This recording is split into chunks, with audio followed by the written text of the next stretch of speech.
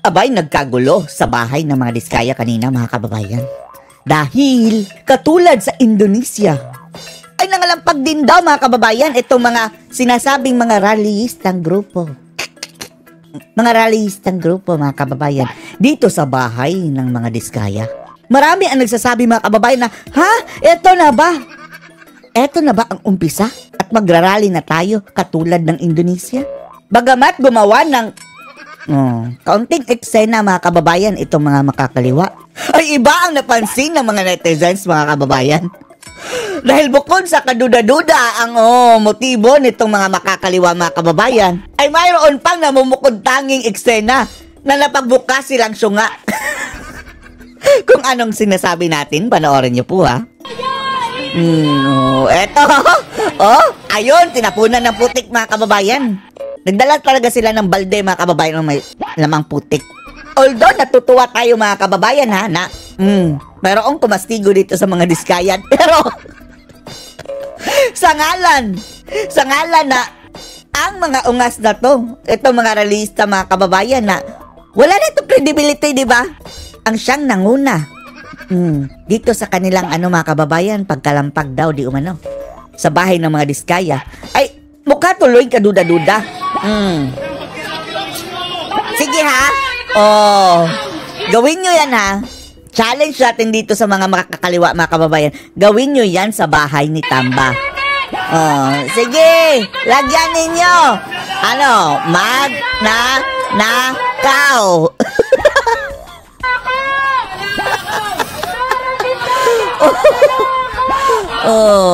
Nilagyan daw nila ng magnanakaw, mga kababayan. At ang kanila talagang sigaw, Sara! Dahil ina-associate nila kay Sara Duterte, mga kababayan. Sara Diskaya. Double purpose, mga kababayan. Nilagyan na magnanakaw. Sabi ng iba, mga kababayan, eto na ang umpisa. Eto na.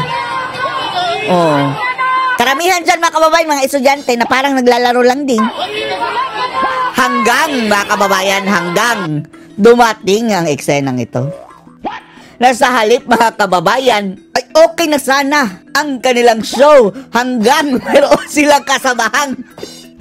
Sabi ng mga netizens, syunga! Nasa halip, nag-spray, mga kababayan, ng pintura. Ang in-spray, mga kababayan, ay yung bang pakintab pa. Clear coat, mga kababayan.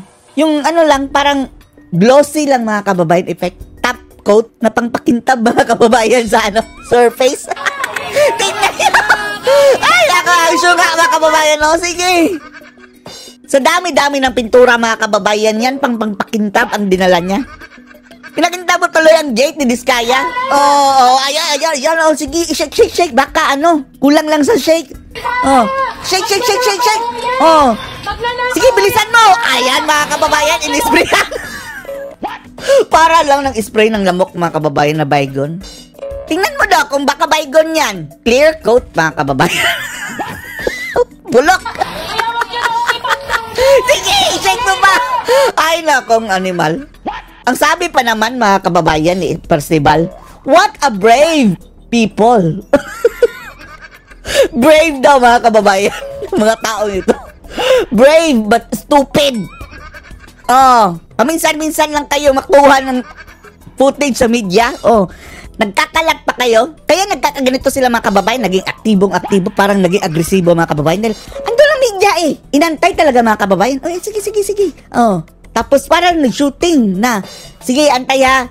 Ready, get set, go, pag doon nagwala-wala, mga kababayan, ganyan. What an acting.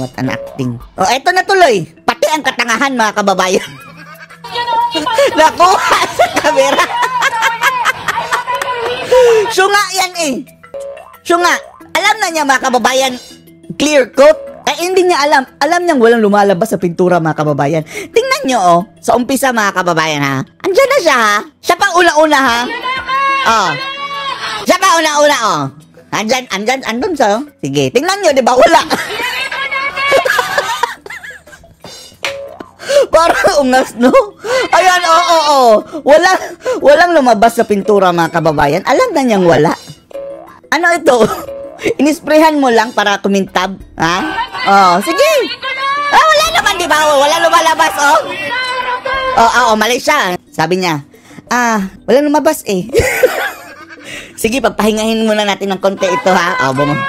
Tingnan nyo, babalik yan. Ayan na siya, oh. Tingnan nyo, binasa. Talagang pintura ba to? Take 2 tayo, take 2. Take 2. Sige, magnanakaw nga. Magnanakaw. Pero, yung kasamahan yung isa, bumalik ba kababayan, sige, pakintabin mo yan. Ay, mga kaululan. Eto no, mga kababayan, maniniwala tayo sa mga gonggong na to kung gagawin nila yan kay Tambaluslos, mga kababayan, sa bahay ni Zaldico, sa bahay ni Abante, mga kababayan. Sa bahay nila Romualdez talaga. Gawin nyo yan doon sa Forbes Park. Diba? Kapansin-pansin sa mga animal na to, mga kababayan, mga realista.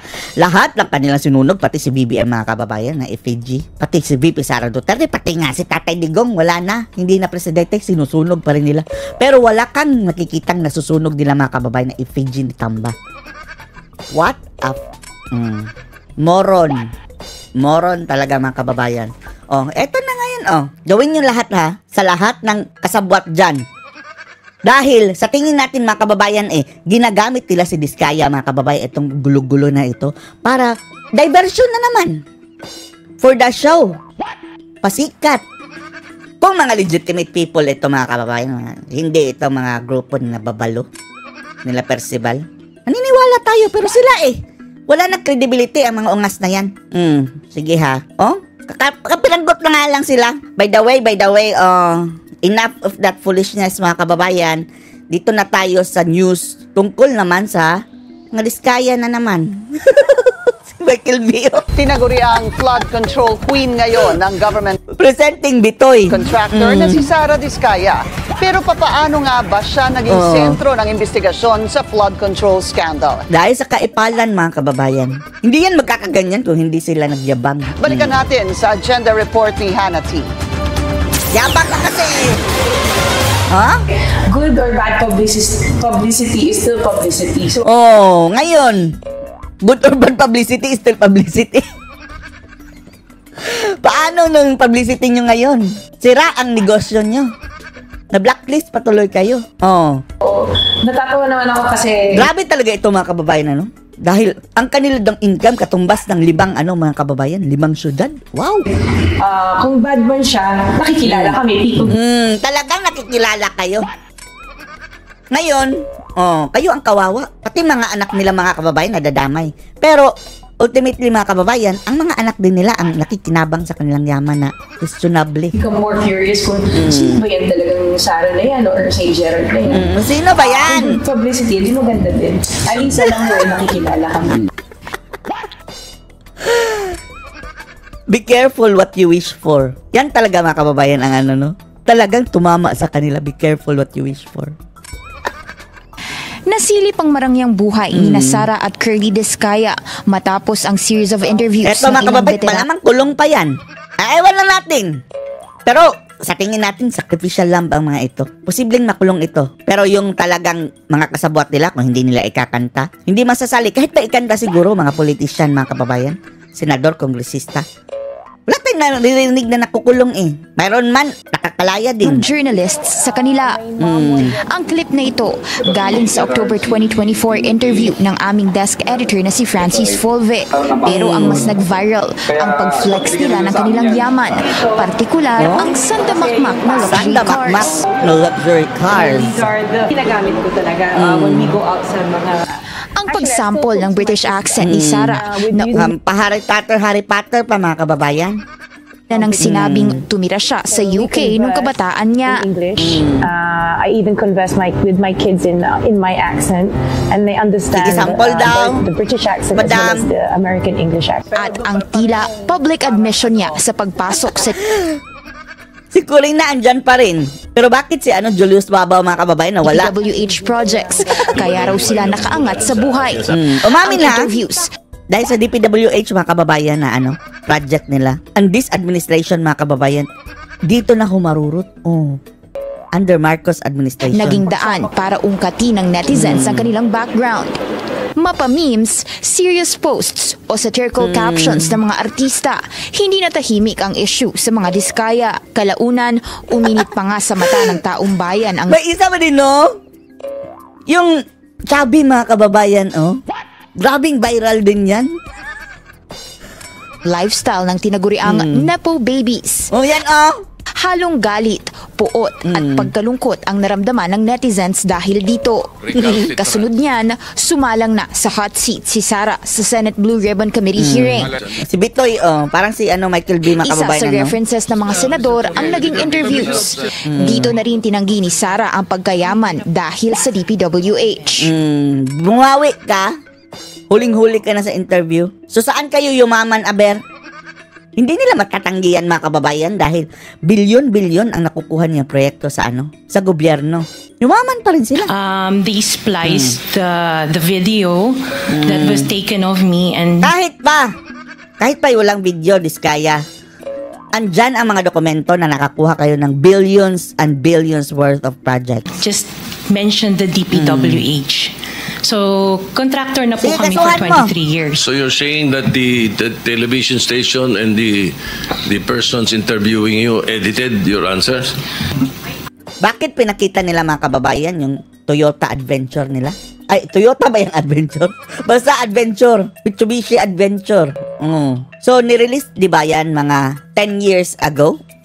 Yan lang daw ang kanilang kotse, mga kababayan, kaya hindi nila binenta-benta. So, meaning 10 years ago, mahirap pa kayo. Lately lang kayo, yumaman. Dahil hindi sila magtsatsaga sa adventure, mga kababayan. I think so, sir, kasi I did mention that I was doing local government as well as private po. Eto, mga kababayan, palaging nagsisinungaling. Lahat ng sinasabi nito hindi na mapagkakatiwalaan dahil sinabi na niya na hindi sila ang may-ari ng 9 na companies, mga kababayan. Tapos later on umamin na oo. 'Di ba? Tapos sabi din niya, hindi kami naglalaban-laban sa bidding itong mga kumpanya ko. Tapos andun pala, mga kababayan, sa mga dokumento, nahuli. Sinabing, umamin din, mga kababayan, parang wala lang. Naglalaban-laban kami, Nagtaray pa. Ang balita ko, dun sa interview mo, binili mo yung isang Rolls Royce dahil nagandahan ka sa payong. Inggit ka, Jinggoy. Tama ba? Sir, yes po. Pero sa atin, mga kababayan, wala tayo masyado dyan sa Rolls Royce nila, dyan sa mga sasakyan. Ang importante talaga dito, mga kababayan, i-audit yung mga projects sa ginawa nila. Tingnan natin, mga kababayan, kung proportional ba sa binayad ng gobyerno, dahil kung hindi, mga kababayan, talagang mananagot sila. Kung mayroon ba mga ghost projects, mga substandard, fraud. Tapos kung nag-engage sila, mga kababayan, sa bigayan, another na naman. Sino-sino ang binigyan nila. Doon din na-diskubreng ang luxury cars binili pala sa isang car dealer na may issue sa smuggling. In less than a week, kinumpiska ng customs ang 12 luxury cars ng mga Diskaya. 12 agad na nakumpiska? Tinanggi na rin ni Sara ang paggamit ng taxpayers' money para bilhin ang kanilang mga sasakyan. Pero hindi na... Saan galing yung pera ninyo kung hindi sa, kontrata ninyo sa gobyerno? Paniwala ang isang senador dito. Sabi ni Senate Blue Ribbon Committee Chair Rodante Marcoleta, taong bayan na raw ang bahalang humusga sa kanila. Matapos ang pagdinig. And then what? Hinusgahan na namin. Dapat mayroong case build-up na. Hindi lang kay Diskaya, sa lahat na. Pakantahin yan, mga kababayan. Sinubukan ng aming team kumuha ng panayam mula kay Sara. Ang first step niyan, mga kababayan, kasuhan na yan. Kasuhan na yan talaga. And then pakantahin, mga kababayan. Ganyan, mga klaseng tao, hindi yan papayag, nagigilitan lang. Sila lang ang gigilitan ng liig, mga kababayan. Pakantahin. Sino-sino yung binigyan nila. Pero hindi ito nagpa-interview. Sa parehong araw kasi, lumitaw ang isang Vera Files column na nag-uugnay sa kanya sa pamilya Eusebio ng Pasig City na namuno for around 3 decades. Batay sa column, maternal uncle daw ni Sara si dating Pasig City Mayor Vicente Eusebio. Sino yan? Nakatulong daw ang mga Eusebio sa pagkuha ng mga proyekto sa lungsod. Pero tinanggi na rin ni Sara ang koneksyon sa mga Eusebio sa kasagsagan ng kampanya sa midterm polls. Ganito rin ang mensahe. Yan ba ang kalaban ni Vico? Ng kanyang legal counsel sa amin.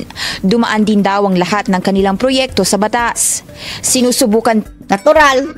dumaan talaga yan sa mga buhaya. Ng Bilyonaryo News Channel makakuha ng panig ni dating Mayor Bobby Eusebio. Binalikan ng BNC ang nooy panayam ni Fulve sa mag-asawa. Ibinahagi ni Sara doon ang dagok nila sa pangungutang. Nangungutang nga dati mga kababayan, no? Eto, no? Ang unang step dito mga kababayan, i-inspect lahat ng project na ginawa nila. Yan ang unang ebidensya na dapat kunin. Kung may ghost projects ba at mayroon bang mga substandard. Proportional ba sa binayad ng gobyerno? Dahil kung hindi, pwede na kasuhan. Pero habang bintang lang ng bintang mga kababayan, wala pang ginagawa, investigasyon ng investigasyon, lusot pa rin ang mga diskayang ito mga kababayan. Para lang makaraos sa buhay. Panahon daw ito ng Bagyong Ondoy, taong 2009. Ibang awa ka sa sarili mo, nakakuha ka nga ng pera, tapos naglalakad ka. Akala ba namin 23 years na kayong negosyante, yumaman, nangungutang pa kayo, 2008. So, ilang years pa yan mga kababayan? Hindi yan 23 years. Tumutululuha. Hindi mo alam kung paano mabayaran yung pera na yun. Tsaka hindi ko alam kung paano makauwi kasi sobrang lalim na ng baha, naglalakad ka kung saan-saan.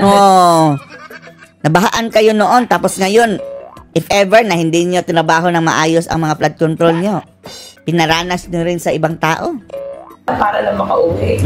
Sa kasagsagan daw ng pagdaan nila sa butas ng karayom mula 2003, ang taong sinimulan ang St. Gerard, hanggang 2014 nang magsimula silang makaraos dahil sa isang construction project. 2014 mga kababayan sila nakaraos. So 11 years ago. Sa panahon niya ni Pinoy dahil ina-associate nila mga kababayan sa panahon ni dating Pangulong Digong hello! Mga bangag Tagalaga mga kababayan. Naiisip na, kay Duterte pala nakapasok yung ganyan. Sa panahon ni Tatay Digong mga kababayan, walang isyong ganito. Sa panahon lang ni BBM. Ngayon naman, pagbabato ng putik ang inabot ng St. Gerard mula sa flood survivors at flood survivors. Ito mga animal na to, mga realista mga kababayan, kung anong issue, ididikit na talaga nila kan sarili dyan. Yung kay Duterte, EJK survivor naman sila mga kababayan. Mga aktivista ngayon, flood survivor. Para kalapagin ang pamilya Diskaya sa di umano'y maanumalyang flood control projects nito. Para sa agenda, Hannah Kia, Bilyonaryo News Channel. Masyadong galingan niyo pang acting niyo.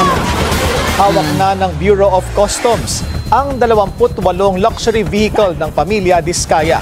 Isinuko na kanina ang 28? Akala natin 12 pa ang labing-anim pang sasakyan. Bukod sa unang 12 na sakop ng search warrant ng BNC. Sa nasabing bilang, 8 ang kumpirmadong rehistrado at kumpleto ang dokumento, habang isa sa ilalim pa sa pagsusuri ang iba. Tiniyak ng BOC. 8 ang may kumpletong dokumento. Ang ilan? Ang masusing investigasyon sa tulong ng PNP Highway Patrol Group at LTO. Eto, wala lang ito mga kababayan sa kanila. Ito mga, kahit pa kunin yan lahat. Ang perang nakatago dyan mga kababayan sa kanila talaga. Baka kabili pa ng 10 beses na mas marami yan mga kababayan. Billions Ano susungkit mga kababayan per year Tuloy ang pagbusisi ng COMELEC sa mga kandidatong tumanggap umano ng campaign. Eto na mga kababayan ang ganti nila kay Cheese. Bakit hindi pinatuloy ni Cheese ang impeachment kay VP Sara Duterte? Ngayon hinahanapan mga kababayan ng gusot si Cheese. Hindi natin pinagtatanggol si Cheese kung mayroong gusot si Cheese mga kababayan, they go. Pero siguraduhin nyo lang, nakasali si Zaldico nga mga kababayan, maliwanag pa sa sikat ng araw, pinagtatanggol nila. Kung hindi mapapanagot si Zaldico mga kababayan at si Tambaloslos, tapos si Cheese mauuna, unfair yan. Lahat ninyo na. Donations mula sa government contractors. Sa ngayon, si Grace po hindi rin napanagot. Partner sila ni Zaldico. Si Zaldico sa Congress mga kababayan na Appropriation Committee. Sa Senado si Grace po. 31 contractor na ang kanilang sinisilip. Yan ang agenda report ni Joash Malimban. Sa 31 contractors na iniimbestigahan ngayon ng COMELEC, 3 rito kabilang sa top 15 most favored firms ng Kakabahan na yan si Ano nga bang pangalan ng Heart Evangelista mga kababayan?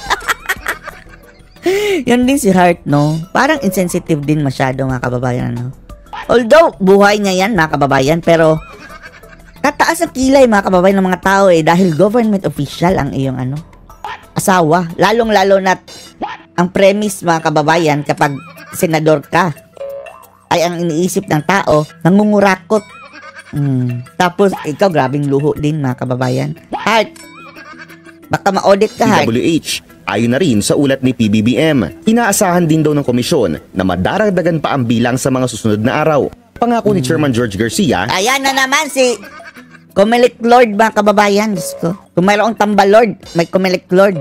At ang kanyang appointed son of the Comelec mga kababayan sa Abante. Isusumitin nila sa Kongreso ang kanilang mabubuong listahan ng mga nag-donate na contractor at mga kandidatong tumanggap ng campaign donations. Bakit hindi po namin mailabas kaagad? Sapagkat nandun pa lang po kami sa unang...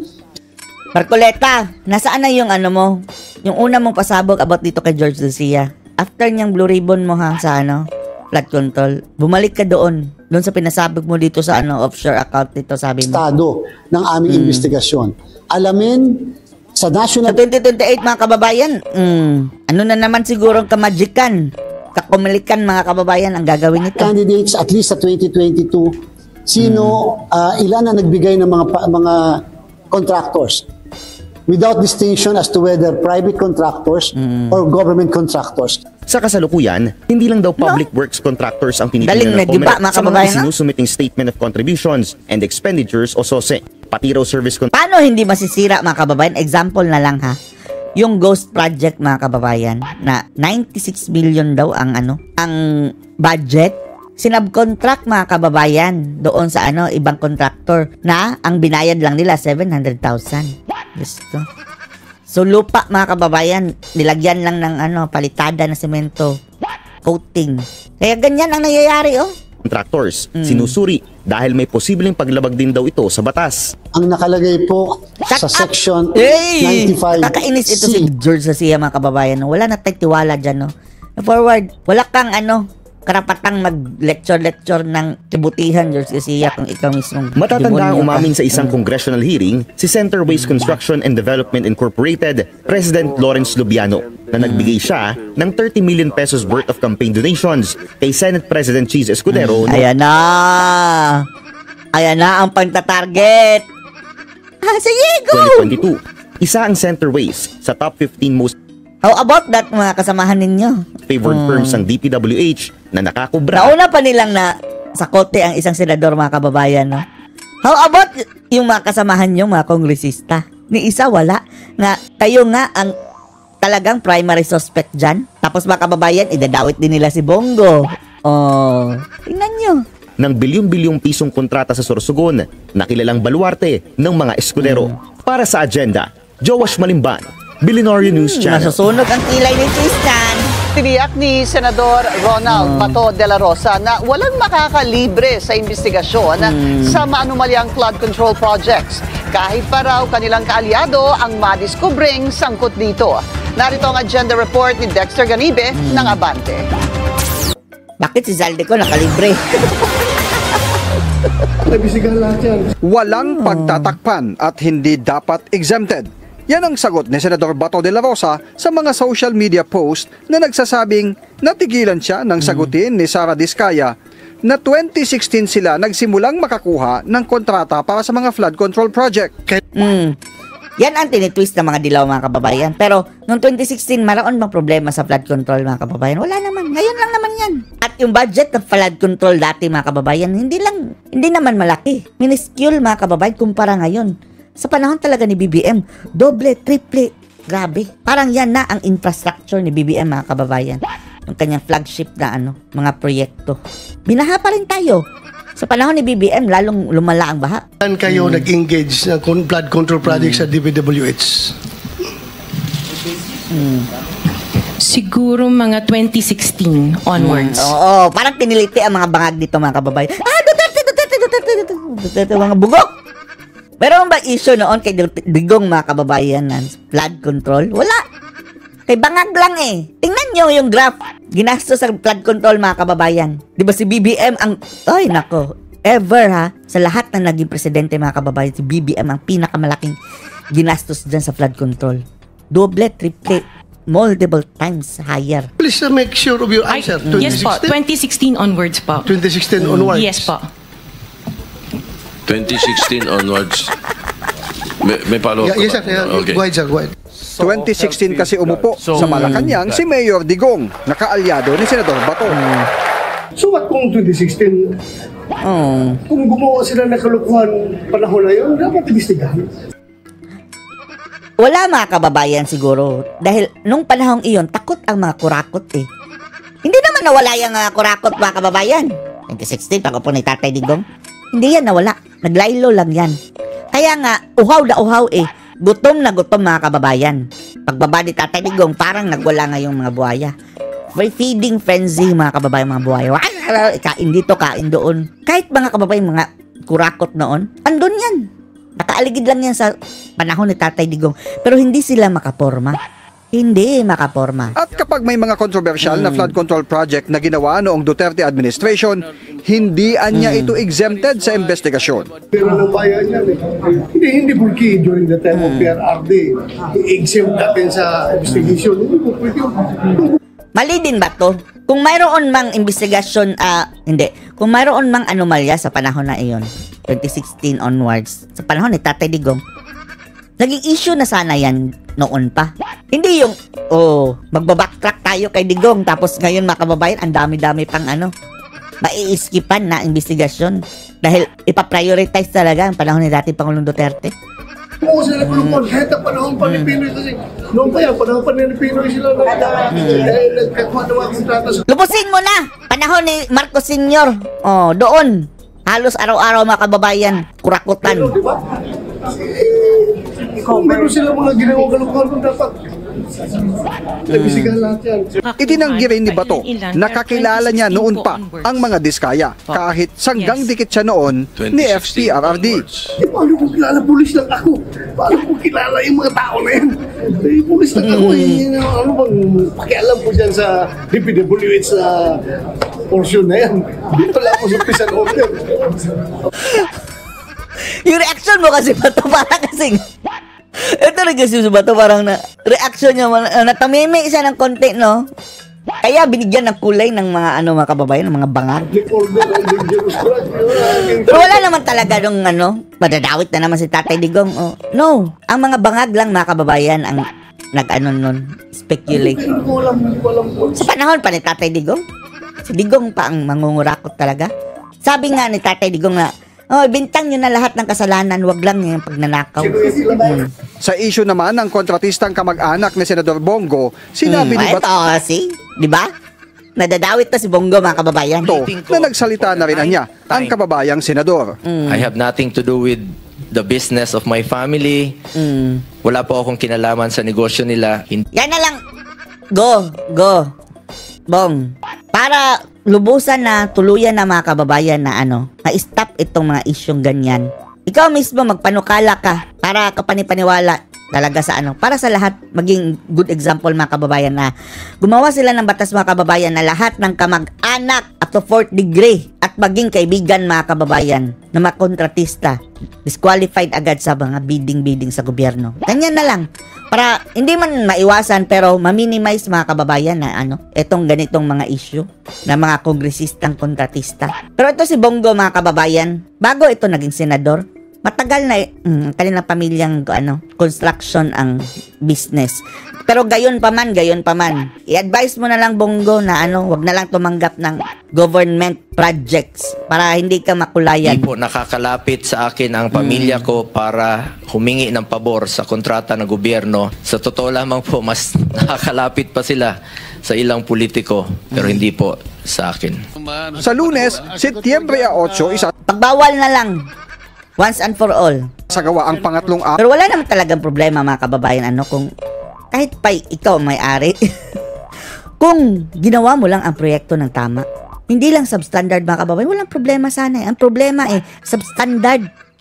Overpriced din. Yan ang problema. Ng investigasyon ng Senate Blue Ribbon Committee sa mga maanumalyang flood control projects. Obligado na ang pagdalo ni Curly Descaya at ilan pang government contractors sa pagpapatuloy. Makulot mga kababayan, Curly. Tuloy ng investigasyon ng Senado sa flood control. Si Bitoy ang pinapunta. Yan ang agenda report ni Dexter Ganibe ng Abante. Oh, mukhang mali ang nabili mong Lucky Charm, Mr. Curly. Oh, so one ball, oh. Isumpi na. Dapat tumatid yun. Hindi pwedeng si Sarah lang. Dapat yun. Ito si mga kababayan, no? Parang kagaya na rin ito ni Paduano, no? Na ang daling magalit, mga kababayan. Pikon na talaga. Yung kaunti, napaka-sensitive na masyado, mga kababayan. Sana nag-retire ka na lang, Soto, no? Si Curly, gusto ko malaman paano na si Curly Pacifico. Wish granted na si Senator Tito Soto III. Pinadalhan na kasi ng Senate Blue Ribbon Committee ng sabina si Pacifico Curly Discaya II, Mister ni Sara Discaya, para dumalo sa hearing sa Lunes, September 8. Pinadalhan na rin ng sabina ang mga may-ari at opisyal ng 4 pang contractors na Darcy and Anna Builders, Elite General Contractor, Ed Marie Construction at SYMS Construction Trading. Ganon din sina dating Bulacan 1st District Assistant Engineer Bryce Hernandez at mga kasamahang engineer na sina JP Mendoza at Juanito Mendoza. Nasaan na pala si Bangag? Balita natin, mga kababayan, nagliwalo na naman nagpunta na naman abroad, mga kababayan. Ay nako, I am very angry. Nasaan na angry mo? Andun ka na naman, naglakwat sa, mga kababayan. Kailangan na nilang dumalo sa Lunes dahil kung hindi pa dadalo ay maaari na silang ipaaresto ng Senado. Pero Senador Marcoleta, sabi mo mayroong mga kaabang-abang last hearing, mga kababayan. Parang wala naman tayo nakita talaga substantial na mga kababayan na nangyari noong nakaraang hearing, no? Sana nga next hearing, mga kababayan, mayroon ng at least talaga masasabi natin, eto talaga matutumbok na ito. Pero last hearing, mga kababayan, parang wala rin. Samantala, updated na ang website ng DPWH kasunod ng pagkakatalaga kay Secretary Vince Dizon kapalit ni Manuel Bonoan. Pero kapansin-pansin, iisa na lang ang pwesto para sa Undersecretary for Regional Operations. Hindi katulad ng dati na hinati-hati ang mga rehiyon sa 2 hanggang 3 cluster na bawat isa ay may nakatalagang USEC. Wala na rin sa listahan ng mga USEC ang pangalan ni Engineer Roberto Bernardo na unang nabanggit ni Senator Amy Marcos sa sesyon ng Senado na nasibak sa pwesto. Una nang tinanggi ni Bernardo ang issue at naka-medical leave lang siya at sumulat pa sa Billionaire News Channel at nagbanta na magsasampa ng kasong libel. Tapos sibak din later on. Pero maugong sa DPWH na nagbitiw na di umano si Bernardo noong August 15. Bagay na hindi pa label pa kinukumpirma ni Yusek Ador Canlas ng Regional Operations. Nanatili naman si Undersecretary Maria Catalina Cabral ng ang creepy ng itsura, mga Planning, Public-Private Partnership and Information Management Services. Ang aangas magsalita, mga kababayan, no? Parang, Diyos ko Lord.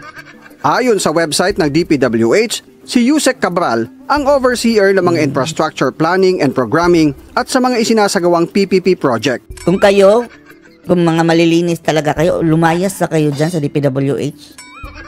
Wala nang inosente dyan, mga kababayan, sa ngalan na nananahimik lang sila sa mga kabalasugang gaganap dyan.